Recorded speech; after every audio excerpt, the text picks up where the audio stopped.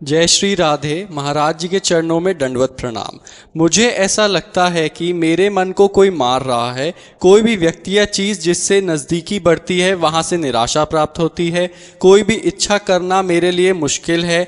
कोई भी इच्छा पूर्ण नहीं होती। ऐसा लगता है कोई मुझे हर परिस्थिति में नीचे झुकाने की चेष्टा कर रहा है। कभी वो कोई व्यक्ति नहीं है, हमारा कर्म ही है। को न काहू के दुख सुख कर दाता, निज कृत कर्म भोग सुन भ्राता। जो हम शुभ शुभ कर्म करते हैं वो विराजमान रहते हैं, और जब तक उनका भोग नहीं होता तब तक वो पीछा करते रहते हैं। यदि भगवत प्राप्ति हो जाए तो सारे कर्म नष्ट हो जाते हैं, अगर नहीं तो अवश्य में वो भोक्तव्यम कृतम कर्म शुभाशुभम। भय देना, संशय पैदा कर देना, फंसा देना, नाना प्रकार के क्लेश पैदा कर देना, बिना किसी बात के भावी भय का चिंतन करके भयभीत हो जाना, ये सब बातें कर्म के, हमारे जो पूर्व कर्म हैं वो बिगड़ गए हैं, वो हमें इस जन्म में परेशान कर रहे हैं। अगर उनसे मुक्ति पाना चाहते हो तो एक ही उपाय है, धर्म पूर्वक चलो और खूब नाम जप करो। अब कोई गंदा कर्म ना होने पावे और नाम जप करो तो भगवान बड़े कृपालु हैं। भगवान कहते अहम त्वाम सर्व पापेभ्यो मोक्षयिष्यामि मा शुचा। मैं तुम्हें समस्त पापों से मुक्त करके पवित्र कर दूंगा। वही कृपा सिंधु मुझे बचा सकते हैं, नहीं तो ऐसे ऐसे हमारे कर्म के हमें दिखाई नहीं दे रहे।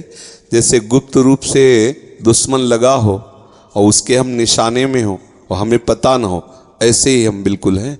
कर्म हमको अपने निशाने में लिए, बोले अभी तो बहुत अच्छे हंस खेल के गए और ऐसा हो गया। वो तो पहले से ही तैयारी कर्म की, आओ हम तुम्हें देखते हैं। वो कर्म का है, उस कर्म को नष्ट करना एक केवल भगवान के हाथ की बात है। खूब भजन करे, प्रभु से प्रार्थना करे कि मुझे कर्म बंधनों से मुक्त कर दो, क्योंकि ऐसे ऐसे हमसे कर्म हुए कि अगर हम सबका हिसाब भोगने लगे, बहुत जन्म भोगते रहें बराबर तो भी नहीं भोग पाएंगे। तो कृपा करें प्रभु और हमारे कर्म की गोदाम में आग लगा दें, सब भस्म हो जाए, तो बात बन सकती है। और ये सब मानना कि कोई हमारे पीछे कुछ लगा दिया है, कुछ ऊपरी चक्कर और भीतरी चक्कर, ये सब बेवकूफ़ी है, इसमें कोई महत्व नहीं है, ये सब अज्ञान की बातें हैं। खास बातें हैं, अगर हमारा कर्म हमको दंड देना तो अभी भूत बन के लग जाएगा। अब झाड़ फूको, न जाना क्या क्या सब करते घूमो, कर्म बिगड़ गया, रोग बन गया, बोले लीवर खराब, किडनी खराब, ये अब पूरे जीवन भर भोगो। कर्म ही तो है, सब खेल कर्म का है। ना कोई हमें दुख से दे सकता है, ना कोई सुख दे सकता है। हमारे कर्म ही हमको दुख दे रहे हैं, हमारे कर्म ही हमको शुभ जो कर्म है वो सुख भुगता रहे हैं। तो इस दुख सुख से, ये यहाँ का सुख भी दुख रूप ही है। जैसे जेल में कोई बंद हो और उत्सव मना रहा हो, तो उसका, अब उसके फांसी की सजा उत्सव मना रहा हो, क्या उत्सव उसका। ऐसे ही हम माया की जेल में बंद है। वो बोले आज हमारा बर्थडे, पता नहीं शाम के बर्थडे होगा कि डेथ डे होगा, कोई भरोसा नहीं किस मिनट में क्या हो क्या। तो ऐसे हम जीवन मुक्त जब तक नहीं तब तक क्या सुख। इसलिए बच्चा, कम से कम इतने भाग्य तो तुम्हारे प्रबल हुए कि तुम अपने अंतर की दशा को देख पा रहे हो, अंतर्मुखी हो। बस एकमात्र प्रभु की शरण में होकर उनका नाम जप करो। अब कोई गलती ना होने पावे तो अब लो नशानी अब ना नशई हो, ये दृढ़ नियम ले लो।